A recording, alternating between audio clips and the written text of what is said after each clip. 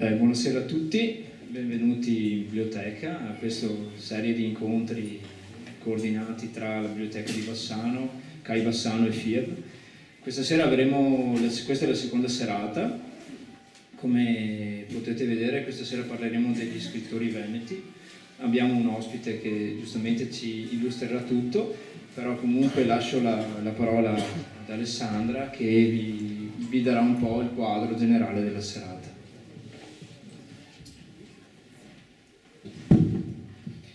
Allora, buonasera, benvenuti al secondo appuntamento. Si sente? Sì. Forte e chiaro? Sì. Ok, allora vi presento subito l'autore, Sergio Frigo, che è l'autore di tutto il libro, salvo qualche piccola collaborazione. Allora, lui è... qui la mia.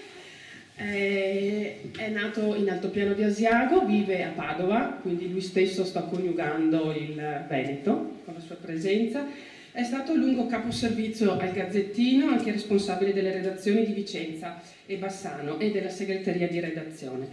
E poi è passato al settore cultura, sempre del Gazzettino di Padova. Nazionale.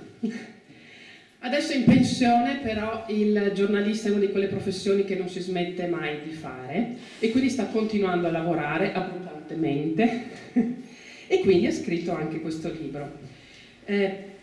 Attualmente collabora con il Mattino di Padova e altri giornali veneti del gruppo. Ha ottenuto il premio Furegon per il giornalismo sociale e il premio Lago per la cultura. Attualmente fa parte del Centro Studi Buzzati e presiede il premio Mario Rigoni Stern per la letteratura delle Alpi. Il suo ultimo lavoro precedente a quello che presenteremo questa sera è I luoghi di Mario Rigoni Stern, che ha prodotto poi anche un sito e un'app. È coautore di una guida di Venezia e ha codiretto la collana I grandi scrittori del Nord-Est. Quindi è una persona preparata nel settore della letteratura veneta e con lui questa sera ci prepareremo a fare un viaggio in Veneto e per farlo saliremo sulle ali della letteratura. Faremo un viaggio attraverso la letteratura veneta, sia di autori veneti, nel senso di nati, vissuti e operanti in Veneto, sia di autori che in Veneto hanno trovato un territorio favorevole alla loro permanenza.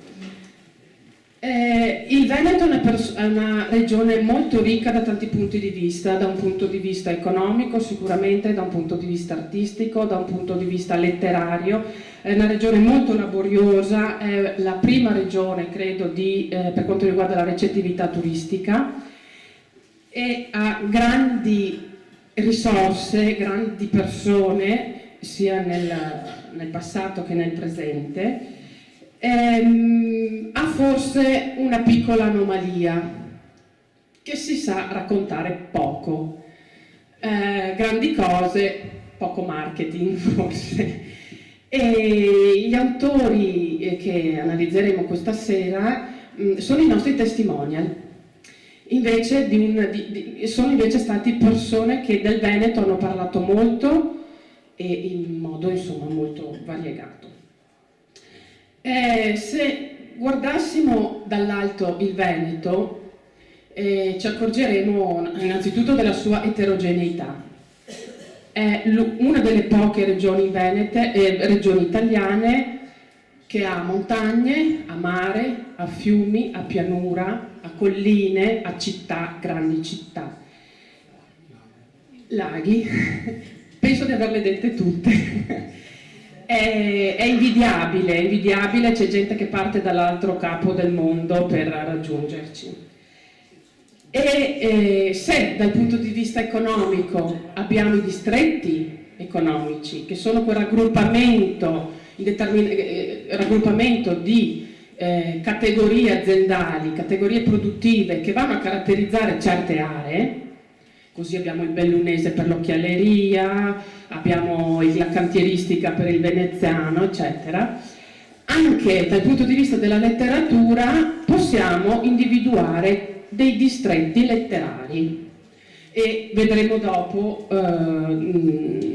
anche graficamente credo, di cosa significhi un distretto letterario.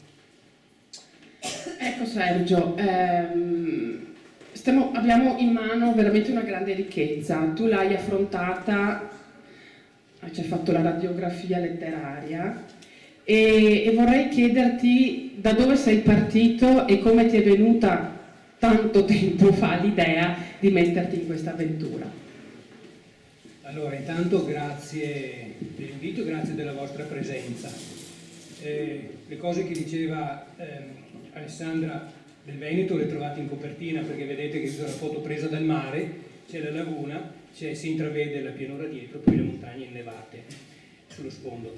Mi è venuta l'idea, io una cosa che non dico mai perché poi in realtà è stato un passaggio molto veloce della mia vita, però io in realtà sarei un geografo.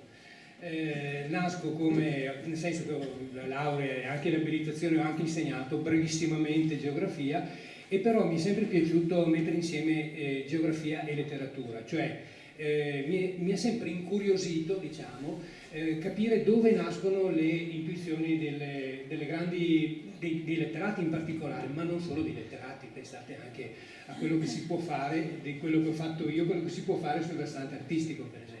Da dove viene l'ispirazione? Viene dall'interno soltanto, dall'interno del proprio cervello, del proprio cuore, della pancia, oppure viene anche dal contesto esterno? E quindi quando viaggiavo, quando leggevo, che sono due cose che vanno un po' di pari passo, è quello che ho un po' cercato di coniugare facendo questo lavoro, mi sono spesso chiesto questa domanda che vi ho appena detto. E quindi ho cominciato a occuparmi, a incuriosirmi dei luoghi degli scrittori, ma la prima ispirazione di questo lavoro mi è venuta a una fiera della cultura, dei beni culturali che facevano a Venezia, quando ho scoperto le applicazioni, cioè questi oggettini, questi programmini che abbiamo nei telefonini, che ce ne sono miliardi adesso letteralmente, e fanno tutto, cioè ti dicono dove puoi trovare il sportello della banca, il distributore, eccetera, eccetera. E ho capito che con questa cosa si potevano mettere insieme letteratura e tecnologia. Quindi la primissima, diciamo 5-6 anni fa, quando ho scoperto questa cosa, è stato veramente un flash, perché alla nostra età, insomma, non è che la tecnologia sia proprio il migliore degli amici, no? come immagino voi sappiate, però sapendoci avvicinare poi effettivamente può aiutare molto, e aiuta molto, moltissimo anche. Quindi l'idea di portare dentro questo oggetto che appunto viene usato al massimo per telefonare, per messaggini e giochini, portare dentro cultura, mi è sembrato subito una cosa molto interessante. E da dove sono partito? Sono partito dal mio altopiano. Io sono stato amico della famiglia Rigoni Stern, ho conosciuto molto bene Mario, e mi è venuto in mente che si poteva, anche perché lui una volta aveva detto: mi piacerebbe che un domani, quando io non ci sarò più, i miei lettori potessero provare le mie stesse emozioni nel posto in cui io le ho provate e poi le ho descritte. Ed è stato da quello che ho fatto le prime intuizioni, ho detto: perché non fare non un libro, ma un'applicazione sui luoghi di Mario Rigoni Stern? E così ho fatto, sono andato a vedere i suoi romanzi, i suoi racconti, eccetera, dove sono, la sua casa, dove è nato, dove è vissuto, dove è morto. E da questo poi, dai suoi brani, dai brani scelti, sono andato a vedere i posti dove sono stati ambientati e sono stati descritti nei romanzi, e da questo è nato l'applicazione, che tra l'altro, se voi volete, potete scaricarvelo perché è gratis, quindi è una cosa che ha avuto 40-50 mila download, come si dice, compreso in lingua inglese. E da questo è nato l'idea di fare questo tipo di lavoro. Dopodiché ci è stato chiesto di fare il libro, quindi abbiamo fatto il libretto sui luoghi di Mario Rigoni Stern, quindi è stato un libro che è nato dopo l'applicazione, e quindi è stata vista l'esperienza poi, e vista la mia conoscenza professionale, diciamo, nel senso che io per 15-20 anni mi sono occupato di queste cose sul Gazzettino, ho conosciuto oltre la metà degli scrittori di cui parlo nel libro, li ho conosciuti di persona e intervistati. Ho pensato che quello stesso lavoro che potevo fare su Rigoni Stern avrei potuto farlo sugli altri scrittori del Veneto, e da questo è nato il libro. il libro e non ancora l'applicazione, perché in quel caso l'applicazione era, come dire, un lavoro commissionato, era finanziato e quindi il libro è stato un di più. In questo caso il libro è il business per l'editore, perché ovviamente nessuno fa niente per niente, quindi si è pensato facciamo il libro, dopo facciamo tutta una serie di cose che ci stanno intorno, che sono una pagina Facebook, una pagina di YouTube che poi magari vi farò vedere, ci sarà l'applicazione, però non subito, perché l'applicazione è gratis e va a cannibalizzare le vendite del libro. E adesso c'è anche un altro settore che si sta sviluppando dal libro, che è, come vedete, è un progetto molto complesso, le visite organizzate. C'è un'azienda di trasporti del Veneto Orientale, l'azienda pubblica del Veneto Orientale, con cui stiamo mettendo a punto dei viaggi organizzati, delle visite organizzate, per andare a vedere in questo caso Veneto Orientale, i luoghi di Ippolito Nievo, e i luoghi di Giacomo Noventa, Goffredo Parisi, che poi vedremo tra l'altro, poi ve li farò vedere. Ecco, diciamo che questa è un po' la genesi dell'idea e del progetto. Ok, e quindi immaginando che all'interno di questo libro ovviamente il trade union, il tema forte è collegare per ogni autore il suo territorio, i suoi territori, e ti chiedo se hai avuto dei criteri di scelta che poi hai replicato per ogni autore, se è un'esposizione libera o se invece hai voluto dare uno schema preciso per guidare poi il lettore a passeggiare con questo libro, che solo guardandolo è intuitivo il fatto che sia una guida, vuole essere una guida perché non è pesante, non è grande, non è un manuale di letteratura di studio, ma è una guida quasi turistica.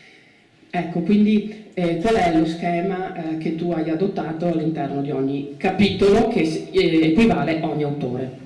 Allora, la prima cosa e più complicata, naturalmente, è stato scegliere quelli che ci dovevano andare dentro, perché voi immaginate, quando abbiamo fatto la serie di antologie sui grandi scrittori del nord-est, le 7 antologie delle province venete comprendevano all'incirca 250 scrittori. E già allora ne sono rimasti fuori di alcuni di significativi, diciamo che 25 mediamente per ogni provincia, alcuni di significativi sono rimasti fuori. Voi pensate alla fatica di prendere questi 250 e ridurli a un decimo praticamente, perché 27 ce ne sono. Naturalmente sono citati altri centinaia, magari hanno una fotografia, poche righe, per dire a Vicenza c'è anche questo, a Padova c'è anche questo, però i 27 capitoli sono dedicati a 27 scrittori da Ippolito Nievo, che è il più antico, Unità d'Italia, quindi metà dell'Ottocento, fino ai viventi più giovani, che sono i cinquantenni, Tiziano Scarpa, che è il vincitore del premio Strega, mi pare che sia il più giovane. Allora, primo criterio qual è stato? Ce ne sono stati 2 o 3 criteri che ho dovuto mettere insieme. Il primo è la popolarità degli scrittori, che non sempre corrisponde alla loro importanza letteraria. Ci sono scrittori molto importanti che vendono pochissimo e non sono neanche famosi, ma sono molto importanti perché per svariati motivi, perché segnano un'epoca, perché sono maestri di altri scrittori, perché scoprono altri scrittori. Vi faccio un esempio per dire, troppo vicino, troppo lontano. Vi faccio l'esempio di uno che è appena citato, che è un padovano, Giulio Mozzi. Non tutti lo conosceranno, anzi pochi lo conosceranno, però lui è un talent scout di scrittori importanti come Vittoriano Trevisan, Avoledo, insomma è per dire, no? Allora, comunque, qual è il criterio? La loro popolarità, perché l'idea, se io devo valorizzare il territorio di appartenenza attraverso lo scrittore, devo far venire della gente da Milano che dice aspetta che vado a vedere dove è nato Goffredo Parise. Allora me lo dice per Goffredo Parise, ma non me lo dice per Pinco Pallino, che a Milano non conoscono, quindi la popolarità è un criterio. Poi ho cercato di correggerlo con l'importanza, diciamo, ma soprattutto il criterio che è stato, ahimè, molto determinante è stata la rappresentazione del territorio, cioè tutte le province dovevano avere un numero almeno congruo di scrittori e questo e tutte le province non ne dovevano avere troppi. E il paradosso è che ci sono province come la provincia di Vicenza, poi lo vedremo, che ce n'ha troppi di scrittori dal punto di vista del resto del Veneto, e ci sono province che hanno magari scrittori significativi ma non popolari. Per esempio Rovigo, al di là di Cibotto, e poi ho messo Natalino Balasso per la popolarità, ma anche perché è uno scrittore più che dignitoso, diciamo, però c'è tutta una generazione di giornalisti scrittori a Rovigo che però conoscono gli addetti ai lavori e quindi non attirerebbero né lettori né visitatori. Quindi diciamo che questi 2 o 3 criteri messi insieme mi hanno in qualche modo costretto a fare una certa griglia di presenze. Avrei potuto lasciare fuori qualcuno, forse con fatica, avrei dovuto aggiungerne altri, però questo è un libro di 350 pagine, l'applicazione più di tanto non ci stanno dentro, quindi diciamo che anche sia i tempi di lavoro, il costo di investimento, perché essendo un libro a colori costa molto, eccetera eccetera, il peso perché è piccolo ma compatto, tutte queste cose sono condizionamenti che nel fare questo lavoro ho dovuto tenere presente. Ecco. Bene. E siccome ho letto il libro, per ogni autore sono stati scelti dei testi rappresentativi non solo dell'autore ma di quando precisamente l'autore parla del suo territorio, perché sono autori che hanno scritto di tante cose, ma siamo andati a selezionare dei passi di quando parla del suo luogo del cuore, della sua casa, della sua piazzetta di giochi, di una via che frequentava, di un bar, eccetera. E quindi anche questo lavoro di cernita, di scelta dei testi specifici è stato impegnativo. E poi c'è stata l'altra cosa simpatica, però che si coniuga appunto con l'esigenza turistica, no? di passeggiare sulle orme di questi autori, che è quello di dare degli input e indicare al lettore cosa ci sia nelle vicinanze di quel posto preciso citato dall'autore. Se parlo della casa natale va bene, ok, magari oggi è anche chiusa, quindi al massimo vedo un edificio con una scritta, però è interessante stimolare il lettore, proprio quello che tra l'altro viene anche da lontano e che quindi deve trovare degli stimoli per raggiungerci, e stimolarlo nel dargli suggerimenti di cosa ci sia vicino.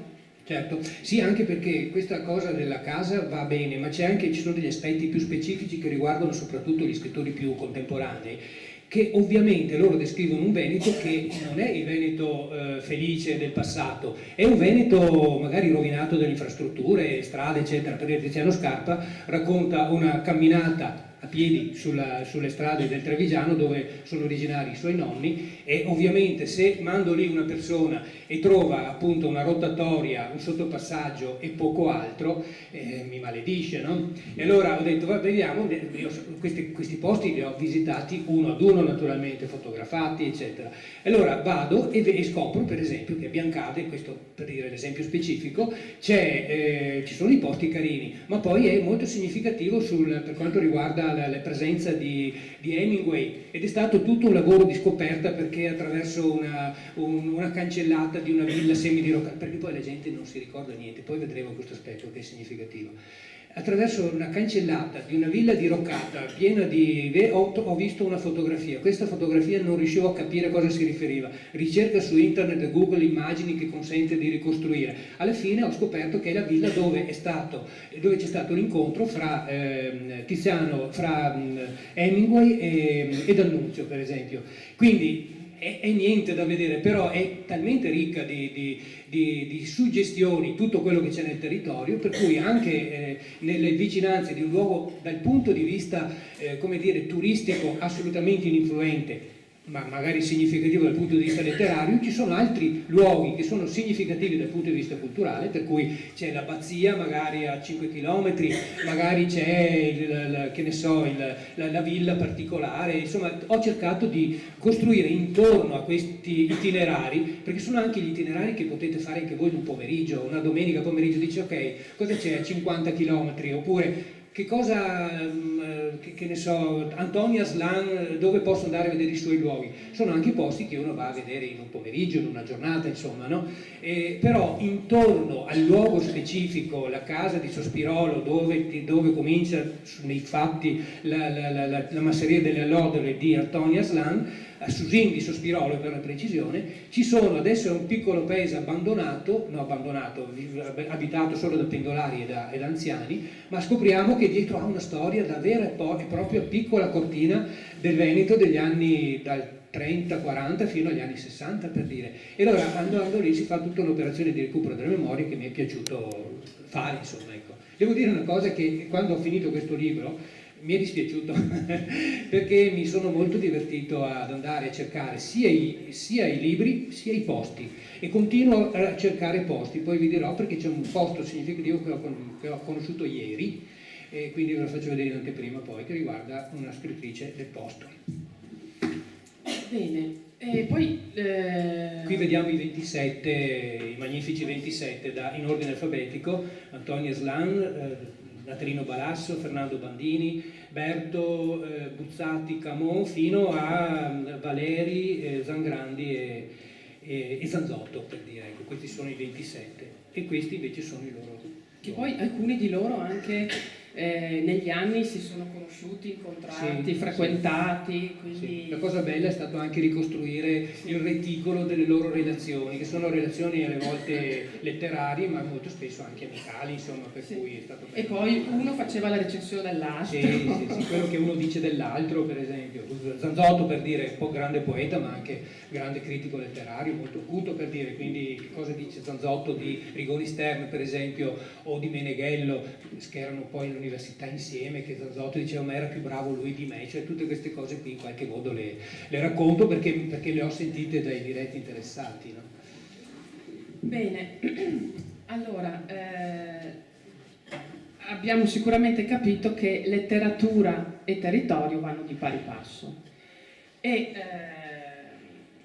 addirittura c'è un motto che hai voluto utilizzare in questo libro, che è forse uno degli obiettivi, delle ambizioni principali, insomma, ed è far camminare chi legge e far leggere chi cammina, perché appunto si suggeriscono percorsi fatti di dettagli. Qui siamo assolutamente fuori dalle mete di massa, e quindi tutto serve, tutto aiuta per invogliare, per far camminare, anche poi considerando che il turismo letterario si sta sviluppando molto. Ci sono esperienze in Italia, nel nord assolutamente, che favoriscono, suggeriscono, promuovono assolutamente questa tipologia di turismo con tanto di guide, e oramai c'è una forte diffusione sia delle iniziative e anche delle testate. Adesso vi faccio vedere qualcosa. Beh, qui appunto, come dicevo, è la ripartizione per colori, ogni autore un colore, e poi si scrive di un colore di una provincia diversa, ve lo vedete segnalato, ma vabbè, questo poi fa parte dell'organizzazione, perché il libro si può leggere sia a partire dagli autori sia a partire dai territori. Era questa la cosa che ho voluto fare incontrare. Devo dire che è un congegno che mi pare che funzioni, ma per dire, ecco qui, vabbè, vi dicevo che c'è la pagina Facebook e la pagina YouTube, il canale YouTube. Ecco, a proposito del turismo letterario, io appunto vi dicevo che ho un po' la passione di questa cosa, e quando vado in giro vado a vedere le case museo degli scrittori, ma non solo. Per dire come funziona, questa è la casa museo di Flaubert a Rouen, nel nord della Francia, ed è una casa museo dove c'è anche un museo della medicina, perché il papà era il primario di una casa di cura, e qui dentro c'è il suo busto, ci sono i suoi libri, la sua biblioteca, eccetera eccetera. Fa 10.000 visitatori all'anno, più di 10.000 visitatori all'anno paganti. Sempre, scusate, ecco, questo sempre a Rouen c'è questa è la casa di Corneille, invece, altra casa di scrittori che fa altri 10.000 visitatori all'anno. Ma questa qui invece è la casa di Karen Blixen a Copenaghen. Karen Blixen a Copenaghen, 35.000 visitatori l'anno, per dire cosa comporta all'estero, opportunamente valorizzato, il turismo letterario. e questa qui è lei, dentro c'è la sua avventura africana, ci sono i suoi dipinti, ci sono le sue fotografie, eccetera, eccetera. Qui è il giardino di Monet, a Giverny. Questo non è uno scrittore ma è un pittore. Qui è, credo che sia il secondo sito turistico più visitato di Francia. Parliamo di 350.000 visitatori l'anno. Qui c'è, oltre alla casa, i suoi quadri, eccetera, l'ho visto anch'io, è bellissimo. C'è il giardino che è una cosa Poi c'è la casa che dentro è sostanzialmente mantenuta, la cucina è esatto. perfetta, è bellissima. Per cui voglio dire, ecco, per dire cosa significa questo tipo di turismo opportunamente valorizzato. Noi nel Veneto abbiamo la casa di Parise, che è una delle più visitate, però ha 500-600 visitatori l'anno. Poi vi dirò della casa di Parise perché ci sono cose significative che... a proposito, visto che parliamo di Parise, prima ho parlato di memoria, questa è la casa di Parise sui Colli Iberici, anzi dietro a Monteberico per la precisione, che è uno dei distretti letterari, perché Vicenza è una capitale della letteratura veneta, ma in particolare per una serie di motivi che adesso qui non abbiamo il tempo di approfondire, però su questa strada che va da Vicenza a Monteberico e oltre, la dorsale dei Iberici, si sono concentrati letterati di varie generazioni. Ci passa il cammino Fogazzaro-Roi, che è ispirato ai libri di Antonio Fogazzaro, c'è scritto Le Furie e la lettera a una novizia Guido Piovene, ci ha abitato Goffredo Parise in questa casa, per la precisione, dopo aver venduto una marea di copie con il prete Bello, ha preso un fracco di soldi e si è fatto fare questa casa dietro, a pochi distanza dalla casa di Piovene. Tra l'altro, se passate, la prossima volta che passate nelle gallerie che vanno sotto Monteberico, alzate lo sguardo e vedete una macchia di bianco, una casa lunga, una villa, che è quella di Piovene. Ecco, la casa di Parise, siccome Parise era figlio di NN e aveva in qualche modo investito un rapporto da fratello maggiore o quasi paterno nei confronti di Guido Piovene, anche quando Guido Piovene un po' invece se lo scrollava un po' di dosso, persino voleva essere seppellito vicino nella stessa cosa di famiglia, ma Piovene invece era la nobiltà, no? E comunque Parise, quando si fece la casa, con i soldi se la fece a 100 metri dalla casa di Piovene. Dopodiché divorziò subito dalla moglie vicentina, probabilmente ci avrà dormito 3 notti qui dentro. Però, per dire il discorso della memoria, quando sono andato a vedere questa casa, io lo sapevo perché avevo visto le fotografie dell'epoca, quindi mi sono fatto tutta la dorsale dei Iberici, a un certo punto, eccola questa qua, perché la fotografia era quella. Suono per chiedere un po' di vederla dentro, così, e mi è venuta una giovane signora e gli ho detto: ma questa è la casa dello scrittore Parise? No, questa è la casa di mio suocero. Per cui non sapeva che questa era stata la casa che si era fatto costruire Parise negli anni 50, per dire. Purtroppo la memoria va così, tanti abitano in case di cui non ricordano assolutamente, non sanno proprio, in questo caso è. Quindi il discorso della letteratura, siccome noi, se fate caso, una volta si diceva dove stai, dove vengo, e si diceva si diceva il nome di un posto, no? Adesso si dice il nome di un esercizio commerciale.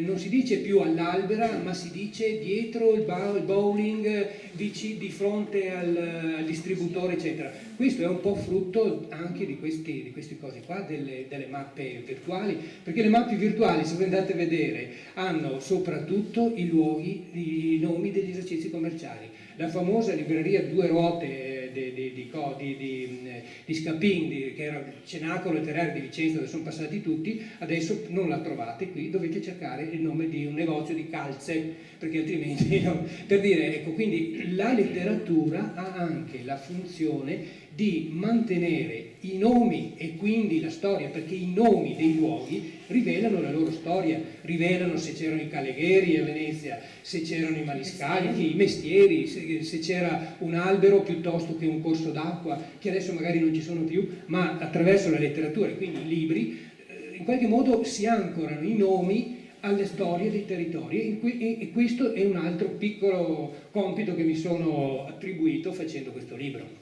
Addirittura nell'autore che ho seguito io, nella civiltà contadina, parliamo di case coloniche ovviamente in mezzo alla campagna, erano sempre precedute da un viale, questo viale era alberato, e le varie case venivano riconosciute dal tipo di pianta che c'era nel viale. Ecco, diciamo subito appunto che con mio grande dispiacere, devo dire, Alessandra Bordin si è occupata di Dino Coltro, perché io l'ho conosciuto solo al telefono, volevo fare un libro su di lui, poi è morto, e mi sono privato malvolentieri, ma siccome lei lo amava e ho capito che avrebbe fatto un buon lavoro, allora con mio grande dispiacere gliel'ho ceduto. Quindi lei si è occupata di Dino Coltro, quindi la Bassa Veronese. Prego, sì, racconta tu adesso. Effettivamente è stata una bella esperienza. Io sono riuscita invece a conoscere solo il figlio, disponibilissimo, ci ha dato del materiale originario, delle foto. Dino Coltro è ancora molto amato dalla sua gente, ovviamente è un amore vissuto e sentito lì. Noi al massimo lo conosciamo, sappiamo di cosa ha scritto, ma ecco. È conosciuto, è amato ancora, è il maestro, per loro è ancora il maestro, il direttore, perché Dino Coltro nasce nel 29, ovviamente è mezzadro, figlio di mezzadri, e quello sarebbe stato il suo destino, il suo futuro. Se non che, caso felice, coincidenza, insomma, come spesso capitava una volta, conosce un religioso, questo riconosce la bravura del ragazzino, insomma, riesce a studiare. Da lì cambia la vita di Dino Coltro. Tenetevi a mente questo aspetto, perché poi c'è una roba interessante che farò notare quando sarà il momento. E Dino Coltro, quindi insomma, riassumendo velocemente, riuscendo a studiare diventa maestro elementare, lo fa per tutto il resto della sua vita, diventa alla fine, negli ultimi 20 anni, fa il direttore didattico a San Giovanni Lupatoto e quindi cambia notevolmente la sua vita. Dino Coltro e il territorio.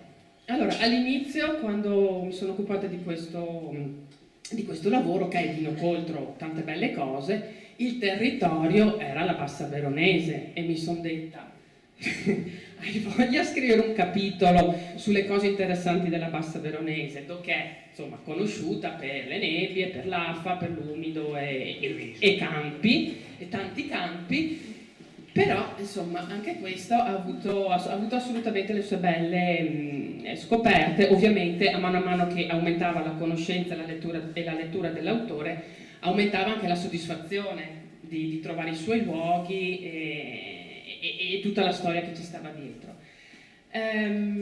Dino Coltro è estremamente legato alla sua campagna e alle sue corti. Le corti sono sostanzialmente le case coloniche, noi qui le chiamiamo case coloniche, con la corte interna, con i campi, la casa padronale, lì le chiamano corti e ce ne sono di stupende, alcune sono restaurate, sono ville, oggi sono ville, alcune sono lasciate, sono abbandonate.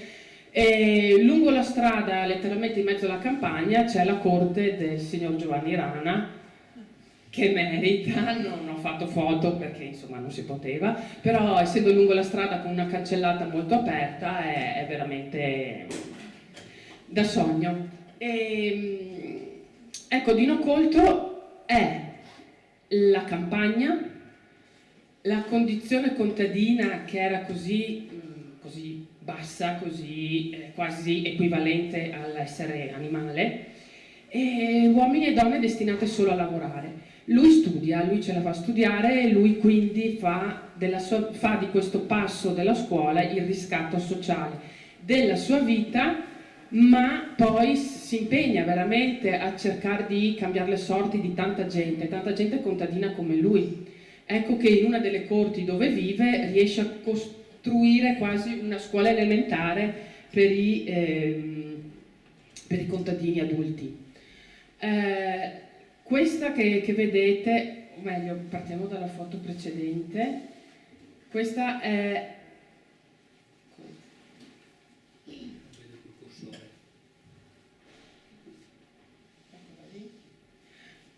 ecco, fondamentalmente la storia di Dino Coltro parte da qui. Qui siamo a Coriano, siamo in zona Bonavigo, nella bassa appunto, e l'arco che vedete implica che avete già percorso quel viale Alberate di cui parlavo prima.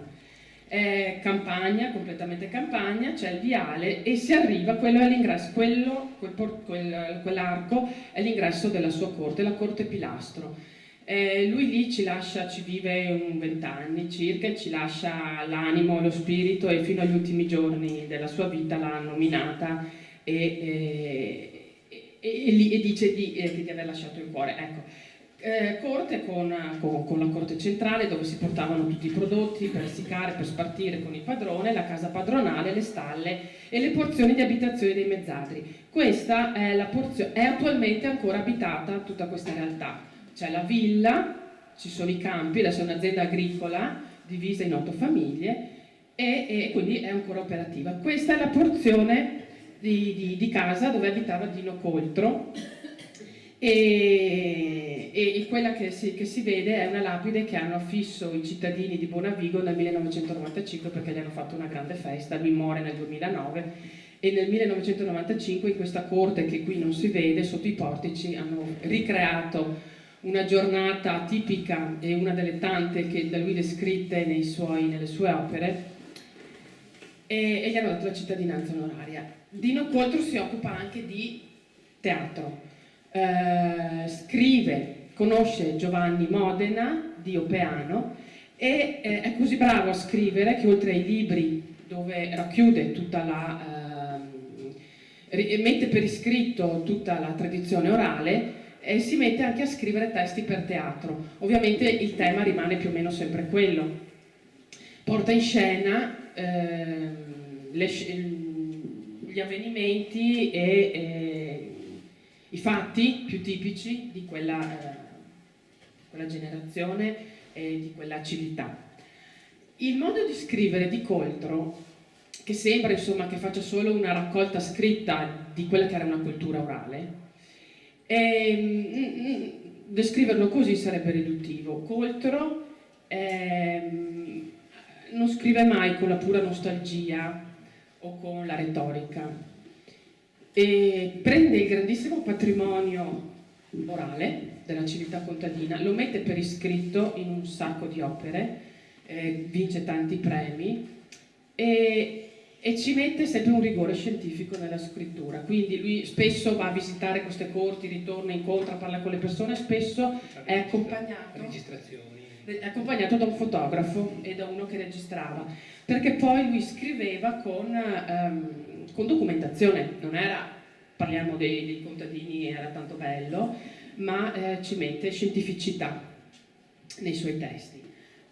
Così come nei testi di teatro. Ecco, questa è una via di Opeano dove a sinistra, in uno di quei portoni grigi, c'è il teatro di Opeano, il piccolo teatro di Opeano, gestito proprio dal regista stesso Modena, e dove per 20 anni più o meno hanno sempre fatto dei grandi successoni di La Lucerna del Filò.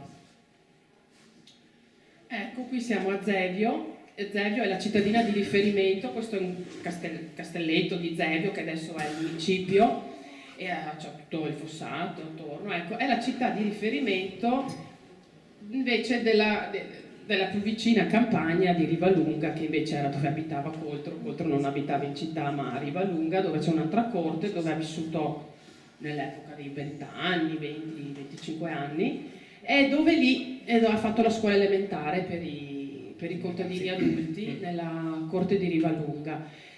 Riusciva a dare la licenza elementare, ha scritto a un certo punto, in un periodo in cui già fare la quinta ti permetteva di lavorare in industria.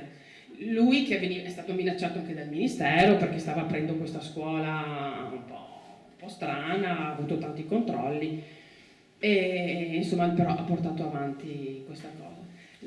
Chiudo a meno che non ci siano altre foto, chiudo solo con questo per dire del collegamento con il territorio in questo punto di Rivalunga, sia Rivalunga sia Corte Pilastro eccetera, ci si arriva sostanzialmente chiedendo alle persone, non ci sono altri metodi per arrivare. Però noi adesso abbiamo le mappe, nel libro ci sono le mappe per arrivarci. Perché non c'è insegna, non c'è niente. Per arrivare a Rivalunga si arriva in macchina, a un certo punto ci si deve fermare perché si può procedere a piedi, perché quella, a differenza della Pilastro, invece è in degrado. E lì si accede solo a piedi. Adesso si apre uno scenario bellissimo, seppur in degrado, di questa corte meravigliosa con stalle, la casa padronale, i magazzini, i portici. È di una proprietà privata, però è così. È solo una zona di caccia attualmente e c'è un angolino solo riservato ai guardiacaccia, ma lì c'è il famoso sguazzo di Rivalunga, che si vede così perché parte un sentiero ed è un sito non europea, perché l'Agenzia Europea dell'Ambiente monitora continuamente questo posto, è inserito anche nel sito della Regione Veneto, non so se è la pagina ambiente, credo, perché c'è un habitat particolare, un equilibrio particolare dove vivono delle fattispecie di flora e fauna specifiche e quindi è monitorata continuamente come zona, mai si potrebbe scommettere. Ecco. Bene. Anche in campagna c'è qualcosa da scoprire. No, nel caso di Coldro, ma anche di molti altri, quello che propongo io, perché l'idea è che da quello che proponiamo noi poi si passa alla lettura dei libri se uno è interessato. Non è un semplice viaggio da qui a lì, è un po' un viaggio nel tempo, nel senso che tutto questo che Alessandro ha descritto, diciamo che dal punto di vista ambientale c'è ancora quasi tutto, nel senso che le corti ci sono, le case coloniche ci sono, tutto questo c'è. Quello che manca è il paesaggio umano ormai, nel senso che anche nella corte che abbiamo visto ci stanno ancora quello che dove una volta c'erano 100-120 persone e si trovavano la sera a fare il filò e poi le stagioni venivano vissute. Adesso ci sono 7-8 famiglie di anziani sostanzialmente, perché il più giovane, mi pare, ha detto sono il più giovane, io quando sono andato avrò avuto poco meno della mia età, insomma, cioè tutti quanti i giovani sono andati via, i lavori non si fanno più tutti insieme in mondo contadino come una volta, ma c'è una macchina che fa da sola quello che facevano 10 persone in una giornata e quindi diciamo che si è completamente svuotato, per cui la lettura di questi libri ci permette di fare un po' un viaggio nel tempo, di andare a vedere, ecco, questo è lo scenario in cui si svolgeva quella vita, però ecco, non si svolge più la vita che si svolgeva un tempo naturalmente, insomma, questo lo sapete meglio di me, questo. Ecco, procediamo con questo viaggio, diciamo, allora.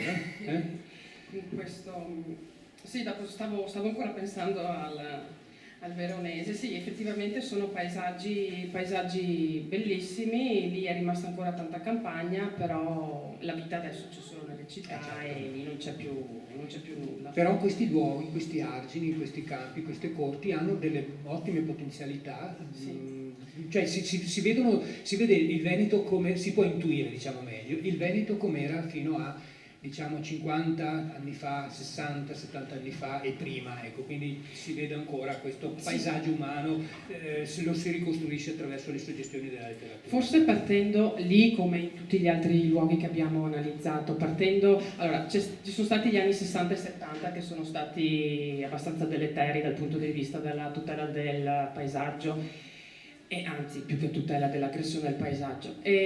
Adesso c'è una riqualificazione di tantissime zone, c'è veramente un riconoscimento degli errori fatti e un amore per riportarli al loro splendore, e in taluni casi, anzi spesso, la voglia è quella di farli diventare tutti luoghi di fruizione pubblica. Parlo di parchi, parlo di ville. Certo. E all'interno dei quali si organizzano un sacco di festival letterari, concerti, per far vivere questi luoghi che, insomma, dopo tanto tempo di aggressione.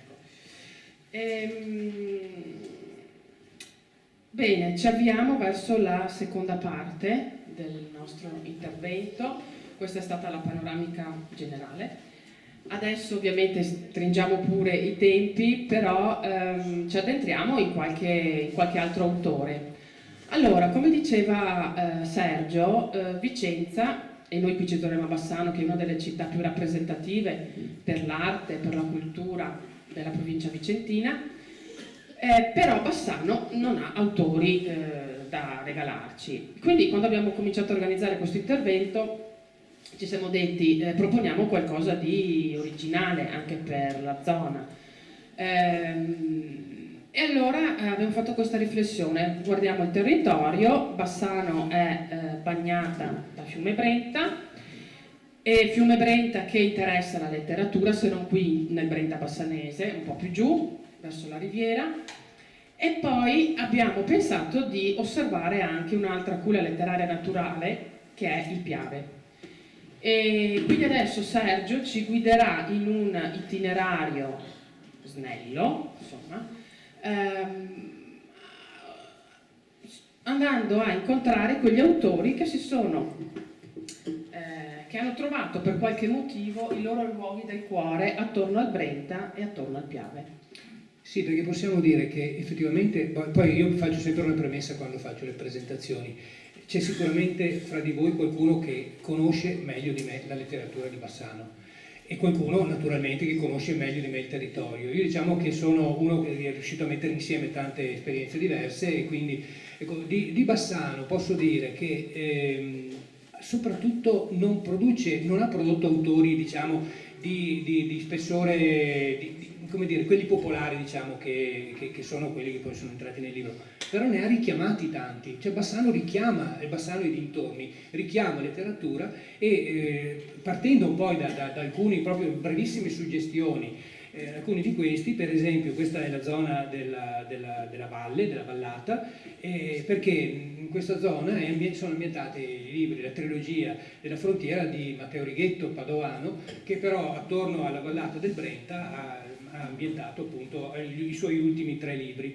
Ecco, questa è la valle che va su, la Val Gadene, che va su verso l'altopiano di Asiago, dove naturalmente troviamo Rigoni Stern, in questo caso fotografato insieme a Gigi Meneghello, e qui siamo in Marcesina, e la persona con cui ha il braccio sulle spalle è Dante Caneva, che era il vice comandante dei Piccoli Maestri. Diciamo che intorno ai Piccoli Maestri c'è un incontro letterario fra Meneghello e Rigoni Stern, perché uno dei protagonisti di Meneghello è anche il protagonista di un racconto di Mario Rigoni Stern, il Moretto, che è un ragazzo che muore sulle montagne, ed era uno dei Piccoli Maestri di cui ha scritto Meneghello e di cui poi ha scritto Mario Rigoni Stern. Qui naturalmente abbiamo Teofilo Folengo, quindi parliamo di Campese, questo monaco benedettino, grande viaggiatore. Molto spesso gli scrittori sono anche grandi viaggiatori, questo è una cosa abbastanza ricorrente, o anche grandi camminatori. Rigoni Stern, Meneghello, Camon, Ippolito Nievo, Tiziano Scarpa, sono tutti dei grandi camminatori. Ecco, va bene, quindi Teofilo Folengo, Baldus, il principale esponente della poesia maccheronica, ma vabbè, io lo dico così giusto perché siamo qui, ve lo ricordo. Qui invece è la sede del Museo Hemingway, un altro scrittore che si è ambientato a Bassano tanto da aveva scritto raccontando della villa dove è ambientato, dove c'è il suo museo, dice: a Bassano eravamo quartiati, naturalmente, in una vecchia villa sul Brenta, sulla sponda orientale, un po' più in su del Ponte Coperto. Era grande e tutta di marmo, con cipressi lunghi e viale, statue ai lati e le solite altre cose. Noi eravamo il solito gruppo di avventurieri, dei piedi piatti con gli occhi strabici, che non potevamo arruolarci nell'esercito e avevamo ripiegato sul servizio ambulanze. Quindi voi tutta la storia la conoscete, però ecco questo che mi piace sottolineare, dice: vorrei essere seppellito lassù lungo il Brenta, per dire l'amore che aveva suscitato questo paesaggio, questo territorio. Adesso qui con Hemingway siamo un po' in un bivio, no? Nel senso che poi vedrete che mi permette poi di andare verso il Piave, Hemingway, il collegamento, però adesso prendiamo invece il Brenta e scendiamo appunto lungo il Brenta per incontrare questa scrittrice che è Paola Drigo. Paola Drigo, vi devo confessare, io ho potuto mettere proprio con il criterio della popolarità, ho potuto mettere poche scrittrici, ce ne sono solo 3. Paola Drigo sarebbe stata quella subito, il 28° autore sarebbe stato Paola Drigo, oppure Maria Pia Veladiano, che è un'altra scrittrice che voi conoscete, è vicentina, che tra l'altro è anche mia amica, hanno il difetto di essere nate, lei no, ma comunque di essere scrittrici vicentine in qualche modo, dove Vicenza è già presente con 8 autori. Non potevo fare 10 autori di Vicenza e non metterci Bassanese, Veronese eccetera, anche se per dire Verona, a parte Dino Coltro e Sagari, anche loro non hanno grandi scrittori, per cui ecco. Allora, Paola Drigo Paolo Drigo, voi sapete, nasce a Castelfranco nel 1876 dalla famiglia di un conte che era stato garibaldino, amico di Carducci. Poi si sposa a 22 anni con un agronomo padovano, Drigo, di cui prende appunto il cognome, e dopo un po' vengono a stare nella villa di Mussolente. Questa villa, che si chiama Villa Soderini Drigo, era stata una fortezza di Ezzelino ed era stata lì, il marito si occupava della campagna, della villa, eccetera, e lei invece ospitava il bel mondo della letteratura e della cultura dell'epoca. Sono passati per di là Diego Valeri, Neri Pozza, Guido Piovene, eccetera, eccetera. Il suo primo libro è La Fortuna, che raccoglie articoli pubblicati, è del 1913. Al centro della sua produzione letteraria ci sono i vinti, in particolare le donne che sono state colpite duramente dalla vita. Però lo fa con un gusto descrittivo molto vivace, molto approfondito, sia dal punto di vista psicologico sia dal punto di vista ambientale. È una forma di verismo che è stata molto apprezzata all'epoca, anche se forse è stata danneggiata dalle guerre, nel senso che la sua produzione letteraria è già difficile, ovviamente per una donna all'epoca uscire allo scoperto con libri di successo, però il fatto che ci siano state le guerre le ha un po' impedito di avere questo successo che avrebbe meritato. Il marito muore nel 1922 e lei da quel punto in poi è costretta ad occuparsi della tenuta di Mussolente e farsi carico di tutta una serie di problematiche che non erano certamente nelle sue corde, i rapporti con i fittavoli, con i lavoranti, i conti, l'amministrazione, tutte queste cose qua, molto difficili, complicate e dolorose per lei. E di tutto questo ha dato conto sostanzialmente in un libro che si intitola Fine d'anno, del 1936, pubblicato nel 1936, che in qualche modo ripropone questa sua esperienza e che parte proprio da qui, dai dintorni, probabilmente dalla villa, ma ovviamente non fa riconoscere in maniera specifica, però siamo qui intorno al territorio di Bassano. Prego. Sì?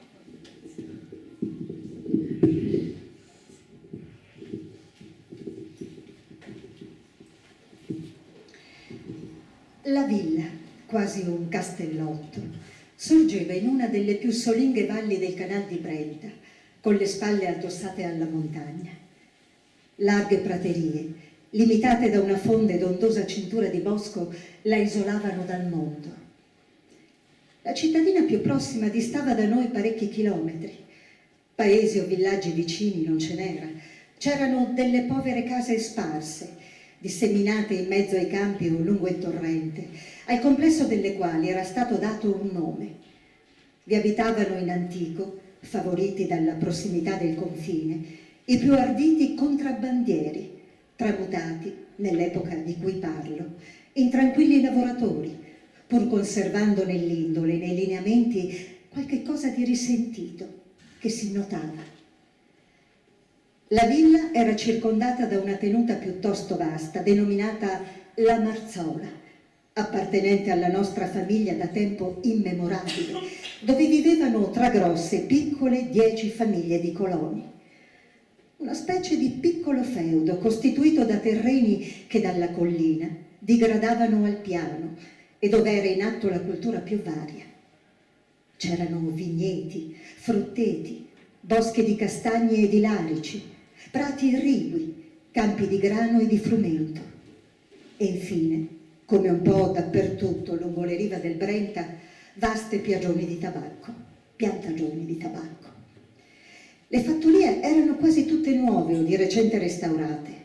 Le stalle, le cantine, le concimaie, spaziose e razionali. Pozzi artesiani dappertutto.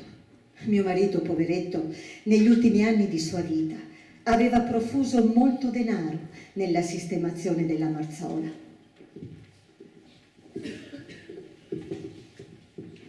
Grazie.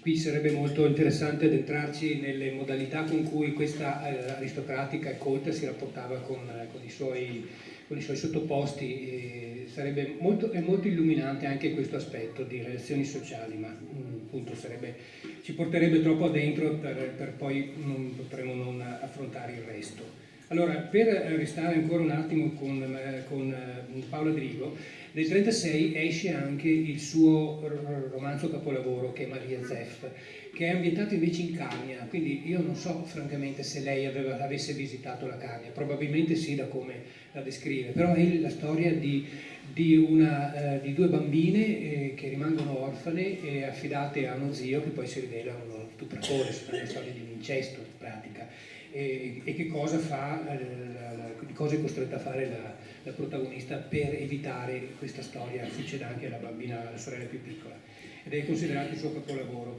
Lei si trasferisce a Padova nel 1937 e si trasferisce in questa, voi vedete sulla destra, il posto non è molto bello la fotografia, però vedete che c'è scritto Riviera Paleocapa, e qui sulla sinistra si intravede via Teofilo Folengo. Casualmente questi due personaggi che hanno a che fare con Bassano si incontrano in queste due vie di Padova. Lei ci ha proprio abitato ed è stato il posto dove è andata a stare a Padova.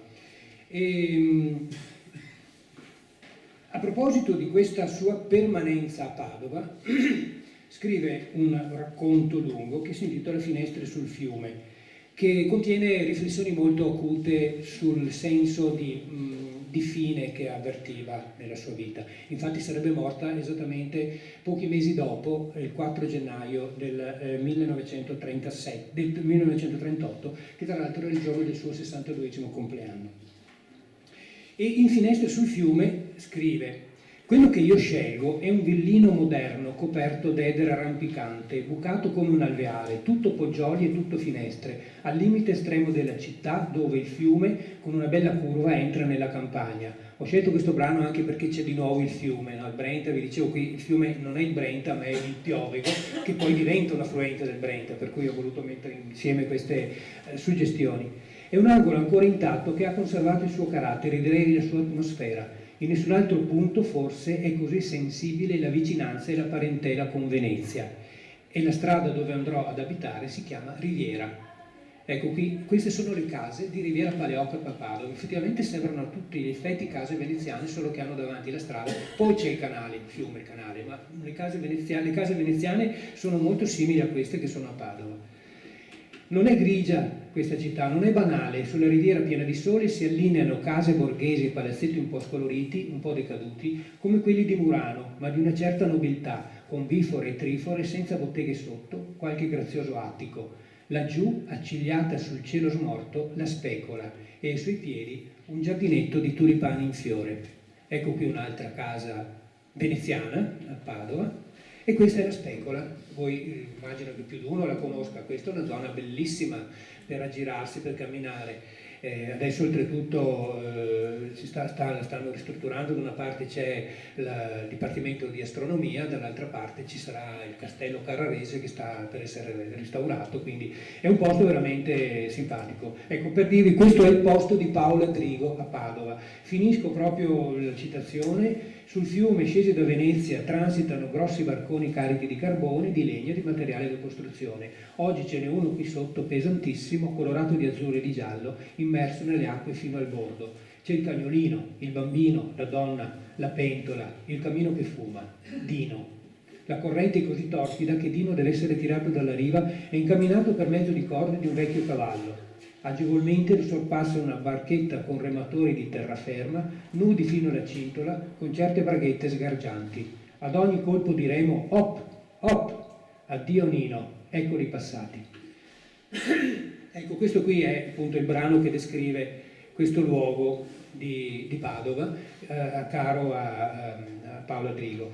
E qui troviamo Diego Valeri che scrive dei fiumi di Padova, in Padova città materna, pagine bellissime sul Bacchiglione e sul Brenta, e troviamo Ferdinando Camon, ecco qua ancora un pezzo di quella zona che l'ho scoperta veramente, cioè è una zona che conosco ma non sapevo che fosse la zona di Paola Drigo, tra l'altro vicino a casa mia a Padova, quindi mi ha fatto piacere proprio. Ecco Diego Valeri, E qui arriviamo al portello, dove appunto passa lo stesso fiume che vi dicevo, poi va nella riviera del Brenta. Il Bacchiglione a Padova si chiama in 2 o 3 modi. Il Bacchiglione è un fiume complicatissimo, ecco, vi lo dico se non vi siete resi conto, perché si chiama in 4 o 5 modi diversi e ha cambiato il corso per vari svariatissimi motivi. Comunque a Padova adesso ci passa e si chiama Piovego e poi sbuca nel Brenta a un certo punto. Ma questa è la zona del Portello a Padova, dove troviamo altri 2 scrittori, e cioè, ecco qui il Portello, troviamo Massimo Carlotto, che proprio qui fa iniziare la sua saga dell'alligatore. Voi sapete che Carlotto, al di là della vicenda personale pesantissima che l'ha visto accusato di un omicidio e poi graziato, è uno scrittore, uno dei più importanti scrittori italiani di noir, e gran parte dei suoi libri dedicati all'alligatore, che è questo investigatore sempre al limite della legge, sono ambientati a Padova. Quindi direi che adesso leggiamo un brano dedicato proprio al Portello di Carlotto e poi anche di Ferdinando Camon. Sì.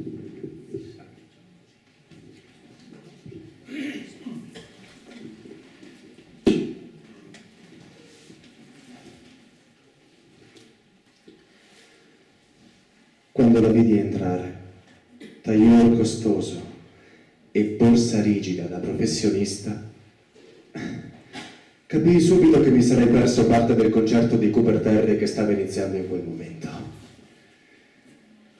Solo il chiarore fioco irradiato dai tubi fluorescenti della pubblicità delle varie marche di birra illuminava l'interno del locale in cui mi trovavo. Il Noise Bar Banale. Uno scantinato trasformato nel pub più frequentato di Padova, situato al Portello. Quella zona della città, un tempo gagliardo quartiere di malaffare, oggi popoloso rifugio dormitorio per universitari fuori sede. Ogni 5 portoni una pizzeria al trancio, dopo 10 una lavanderia a gettoni e ovunque cumuli di biciclette arrugginite, incatenate ai pali della segnaletica stradale. Ecco, vi dicevo che il Portello è anche il posto dove abita Ferdinando Camon. Eccolo qui nel suo studio. Ferdinando Camon ha la stessa storia familiare e personale di Dino Coltro. Sono nati a poche decine di chilometri di distanza, uno nella bassa veronese, Dino Coltro, e l'altro nella bassa padovana. Per quello vi dicevo di ricordare la storia di Dino Coltro, perché la storia di Ferdinando Camon è esattamente l'opposto. Nasce nella stessa situazione, dice che nel suo paese, adesso ve lo faccio vedere se ci riesco, vi faccio raccontare un po' da lui stesso, se riesco, perché non sono ancora così competente in queste cose. Vediamo se riusciamo. Questo è il canale YouTube, no, questo è Naldini, scusate. Eccolo qua. Questo sul canale YouTube sono pubblicate le interviste a questi scrittori, però adesso non mi pare. Vabbè. Naldini vuole fare Naldini e non Camon.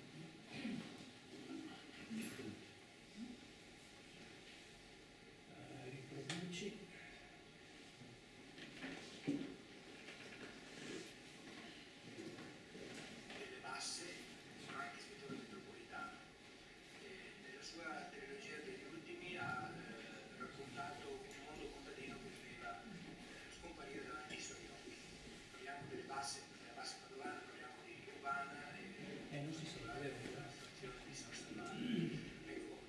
Chiederti che cosa rimane adesso di questi luoghi che hanno ispirato i tuoi primi libri?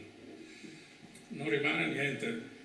La civiltà che io ho descritto è morta, è scomparsa, ha lasciato un deserto e su questo deserto si impianta un'altra civiltà. La civiltà contadina che io ho descritto vedeva l'uomo lavorare da solo o con animali.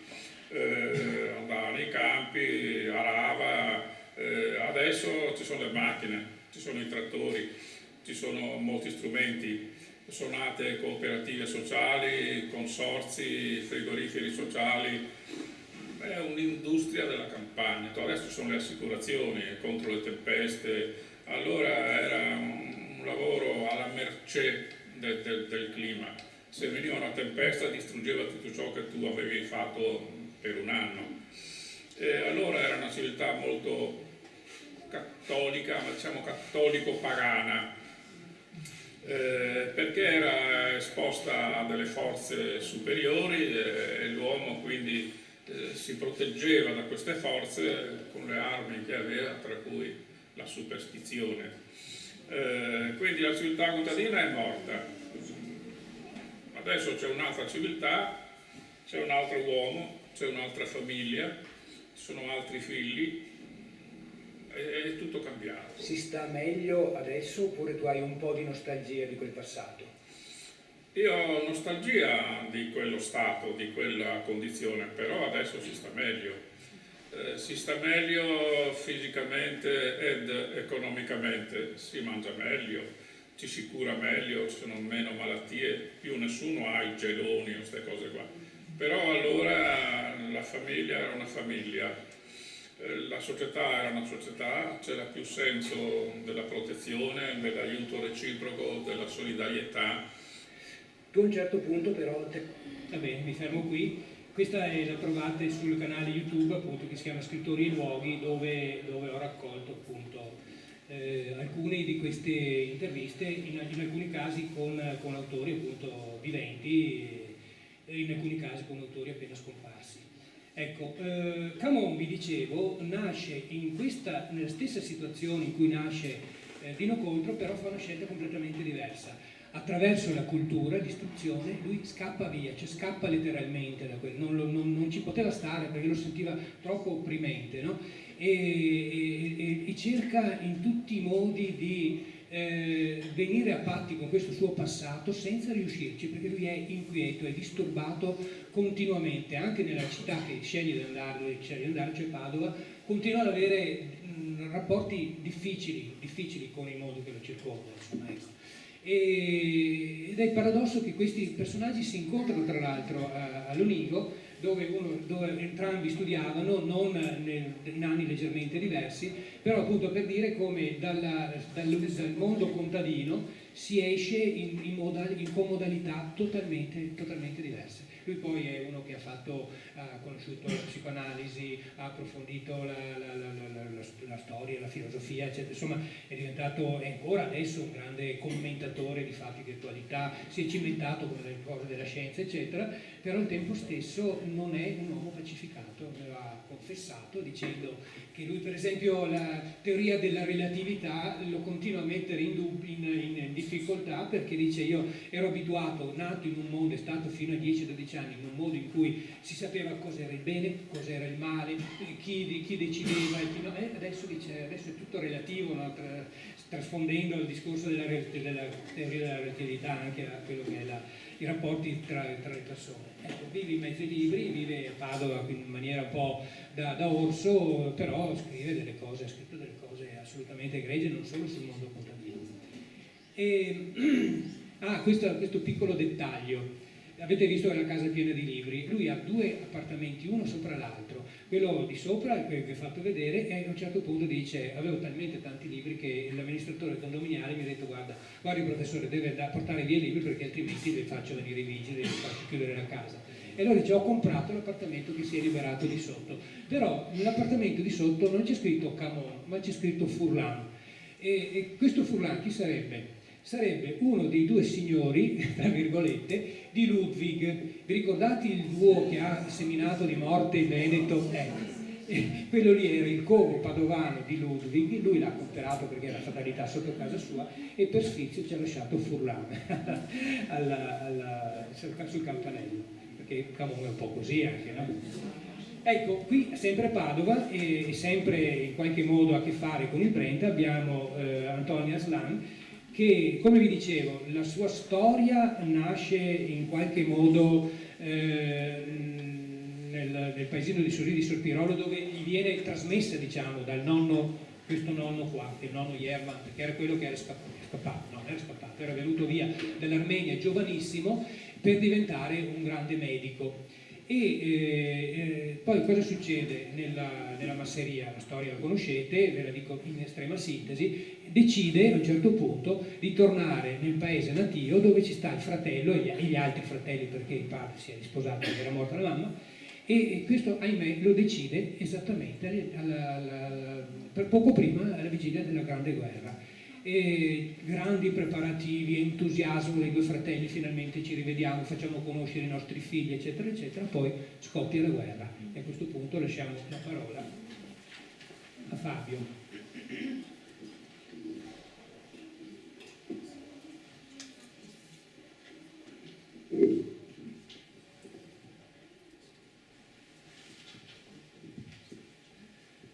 Nella Villa del Dolo, Jervant ha raccolto minuziosamente tutto ciò che gli serve per il viaggio.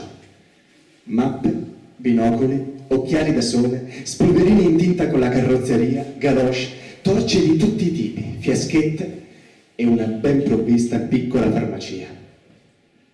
Macchina, autisti. La moglie, la contessa, ha mosso tutti i suoi parenti per impedire questo viaggio pernicioso. Lui le ha detto seccamente che allora andrà solo con i figli e lei si torce le mani. Con tutti i pori, i due ragazzi sentono che l'Italia sta per entrare in guerra e assistono quasi con pietà al progressivo immergersi del padre in un ritorno alle origini, a un passato oscuro di cui si vergognano un poco. Ce la farà Jervant a partire prima che le frontiere con l'Austria e Ungheria si chiudano? È il pomeriggio di domenica 23 maggio, al Dolo. I titoli dei giornali non lasciano dubbi. L'Italia entra in guerra a fianco di Francia, Inghilterra e Russia, denunciando il trattato della Triplice Alleanza. D'Annunzio e Mussolini battono le piazze, ruotano i tamburi dell'immaginazione eccitata del paese. Jervant è uscito dalla porticina in fondo al parco, nella curva del muro alto che dà sul fiume e sul piccolo, argenteo ponte che ha fatto costruire per Teresa. Si addossa al muro, nella rientranza della porta, con la chiave in mano. Sente le voci e i passi e per non piangere si morde la mano e si accascia per terra come un mendicante, come uno straniero. La guerra non durerà poco. Lui e la famiglia sono su due fronti opposti. La visita è annullata. Il paese perduto arretra e ritorna nella sua cornice lontana. Senpat, fratello, singhiozza Jervant. Mandami almeno i tuoi figli. Così passa tutta la notte. Non parlerà mai più del suo viaggio.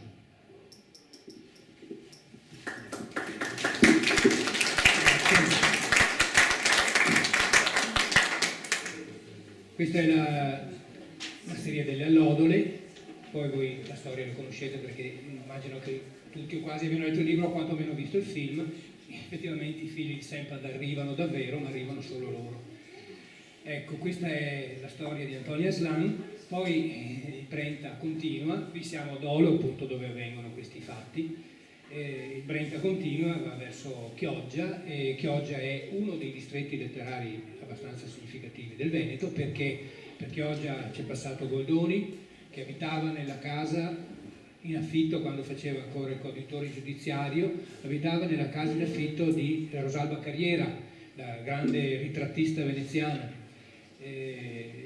Poi c'è passato Comisso, Sagari, sì, lo dicevo per ultimo, perché Comisso, che è anche cittadino onorario, ha scritto Gente di mare, è ambientato a Chioggia, Natalino Balasso perché è la sua città del cuore, dove ha ambientato un romanzo, almeno uno, ma è poi l'unico posto del Veneto che entra in un romanzo di Salgari. Salgari, l'altro veronese, è difficilissimo da trattare perché non ha scritto del territorio veronese, lui ha scritto ovviamente, come sapete, del sud-est asiatico, dei Caraibi, eccetera, ma del territorio veronese ne ha scritto solo in quanto giornalista dell'Arena e della nuova Arena, per cui per parlare di Salgari sono dovuto andare a scoprire, di Salgari a Verona, sono dovuto andare a scoprire i suoi luoghi che lungo l'Adige, in un posto distaccato e isolato dell'Adige, gli avrebbero, secondo alcuni studiosi, suggerito le descrizioni delle foci del Gange,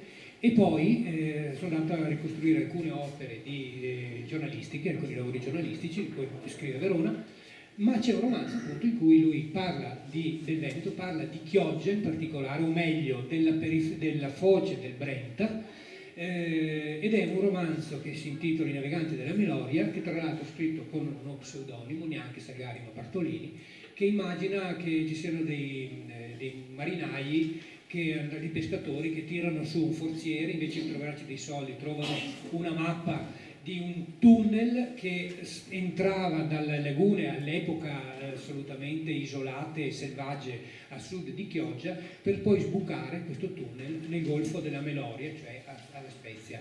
Ed è una storia molto bella che, se per caso andate a vedere il libro, molto, perché tra l'altro ha a che fare con un progetto vero che c'era stato all'epoca in cui Salgari aveva cominciato a scrivere il suo libro. Quindi però ecco, poi vabbè, il Brenta a questo punto lo lasciamo e torniamo, come vi dicevo, al video di partenza, cioè torniamo a Bassano, ad Hemingway, perché Hemingway ci permette di, eccolo qui, la ricostruzione del suo studio a Villa Erizzo, ci permette di andare in questo posto qua, che è lungo il Piave, questo è appunto il Piave, siamo a Fossalta, dove Hemingway fu ferito mentre cercava di portare in salvo un commilitone, e qui c'è tutta una zona dedicata a lui, tra l'altro ricostruita, diciamo, c'è una stele, c'è una scritta eccetera, ricostruita dagli amici di Comisso, e tra l'altro Comisso e Hemingway non andavano molto d'accordo, non si piacevano, diciamo, però gli amici di Comisso hanno dedicato attorno a Fossalta, qui c'è in particolare l'ansa del Piave dove lui fu ferito, e questo è il ponte di Barche che unisce Fossalta di Piave con Noventa di Piave, e qui Noventa di Piave è il paese di un altro dei nostri scrittori che si chiamava in realtà Giacomo Cazorzi, ma proprio in onore del suo paese decise di chiamarsi Giacomo Noventa, e quindi adesso leggiamo di Giacomo Noventa una poesia. Lui era stato scrittore, ma soprattutto poeta, grande poeta dialettale, e adesso leggiamo una delle sue poesie.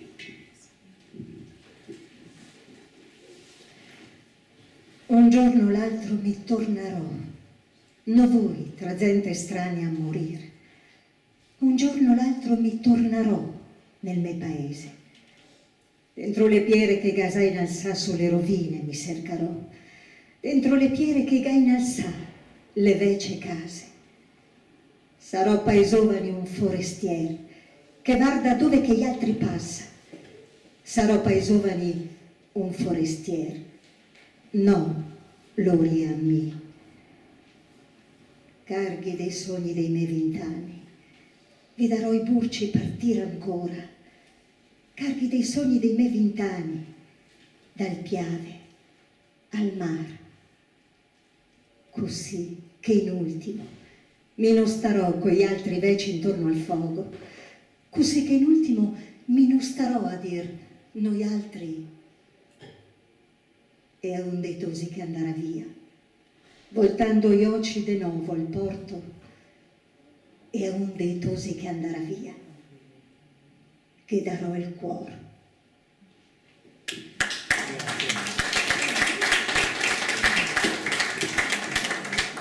Noventa era uno spirito inquieto, era un combattente, era un po' anche un ribelle, anche un disadattato anche in qualche modo. C'è una sua famosa poesia che dico a memoria, un piccolo per dire, quando incontra un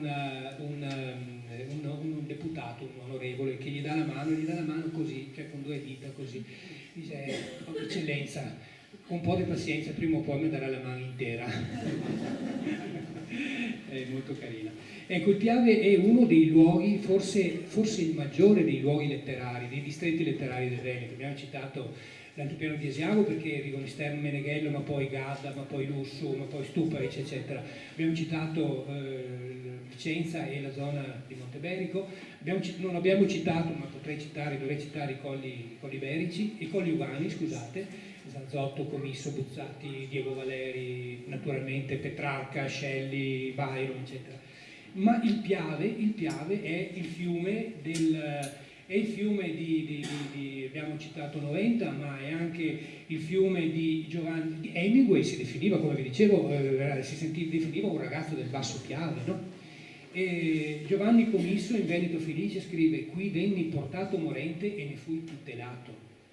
Neri Pozza, raccontando di Tiziano, era la veduta della sua vita, dove il Piave si interna nella conca vallata. Andrea Zanzotto, fiume all'alba, acqua infeconda, tenebrosa e lieve, e avanti. L'autore su cui mi voglio soffermare però è uno di cui abbiamo già visto la casa prima, cioè questa è la casa di Noventa, ma questo qui è Goffredo Parise. Perché Goffredo Parise, dopo essersene andato da Vicenza, aver viaggiato in tutto il mondo, aver vissuto a Roma e Milano, negli anni 60 comincia a frequentare il territorio trevigiano perché la madre e il padre, che l'aveva adottato, erano andati a stare lì, quindi comincia a frequentare questa zona e si innamora del Piave, delle Grave, eccetera. E in particolare si innamora di questo posto che lo vedete davanti mentre scrive, ma adesso leggiamo come l'ha scoperto questo posto. Siamo a Salgareda, che siamo a circa 10 km a nord del Ponte delle Barche di Noventa. Era un tardo pomeriggio di fine agosto, un po' ventilato. La famosa pioggia c'era già stata e la stagione stava calando verso l'autunno. 2 uomini si avviavano verso il greto del fiume Piave, a cavallo, e di colpo Guido, uno dei 2, scartò di lato fino ad inoltrarsi prima in un piccolo bosco di pioppi, poi in una minuscola radura sopraelevata e strana. Avvolto in un ampio verde disordinato, tra viti inane ed alberi da frutto ed altri pioppi e salici, c'era un relitto di casa, una sorta di fienile quasi invisibile, coperto da un grosso gesso storto che gli dava di fronte. L'atmosfera, per quanto di pochi metri quadri, era strana e felice. Un piccolo Eden profumato di sambuco dove il vento leggero e già fresco volteggiava insieme in molti uccelli, merli, passeri e improvvisamente un cuculo e un picchio.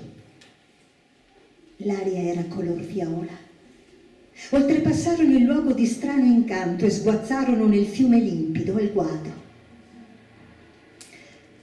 L'altro uomo ero io e avevo già deciso che avrei comprato quel fienile.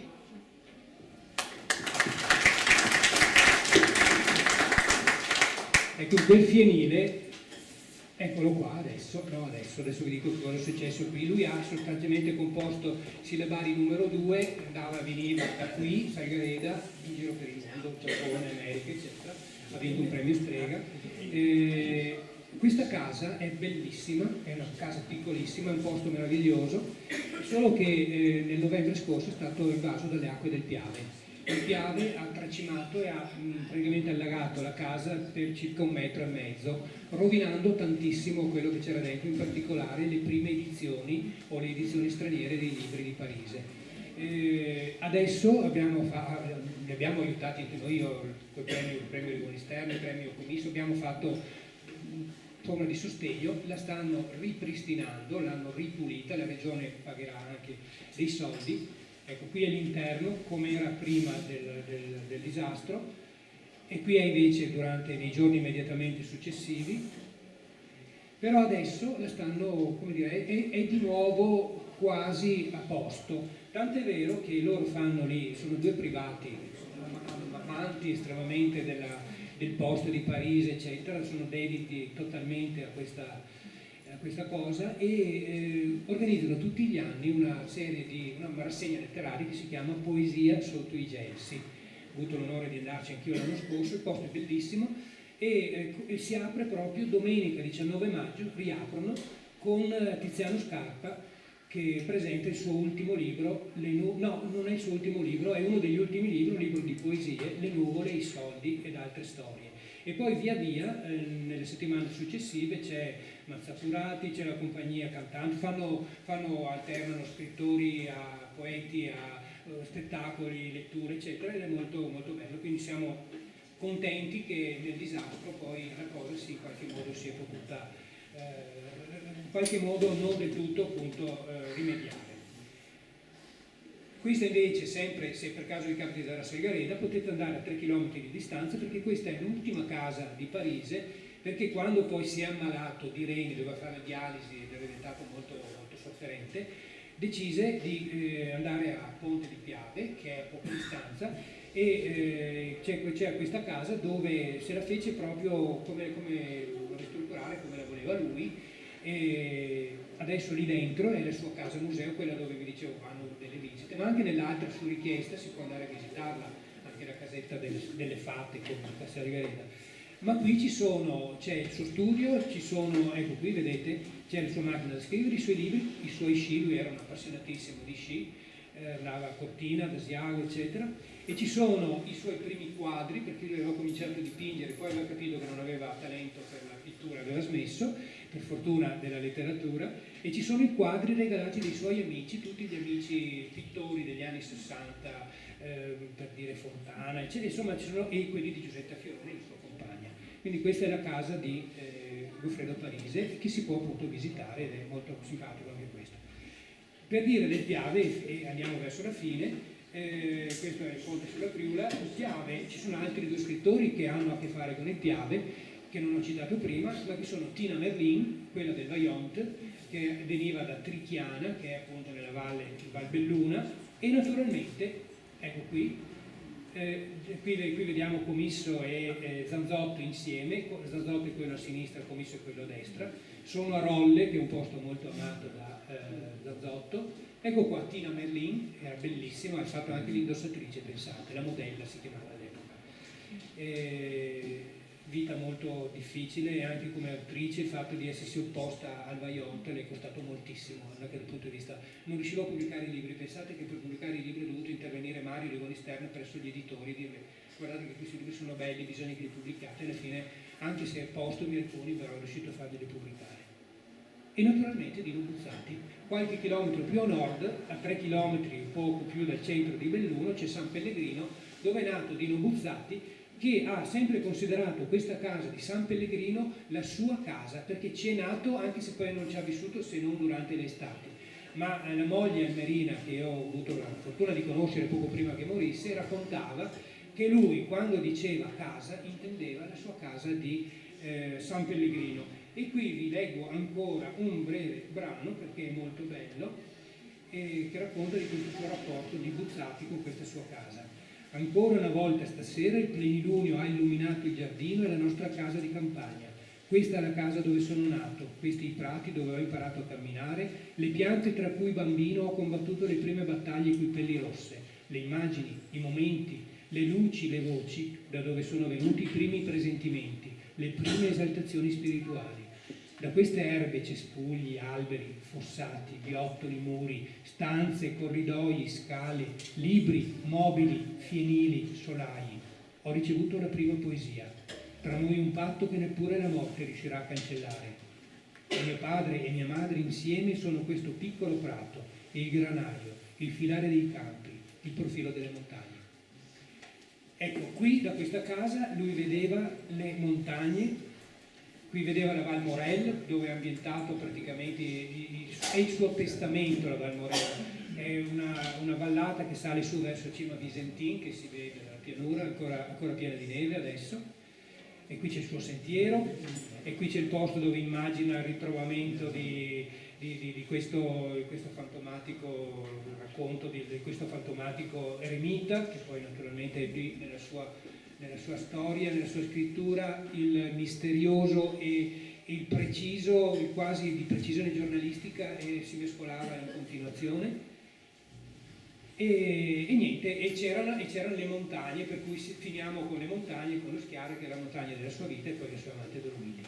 Per finire con il motto che appunto ricordavamo prima Alessandra, far camminare chi legge, far leggere chi cammina. Spero di avervi fatto venire voglia di fare l'uno e l'altro.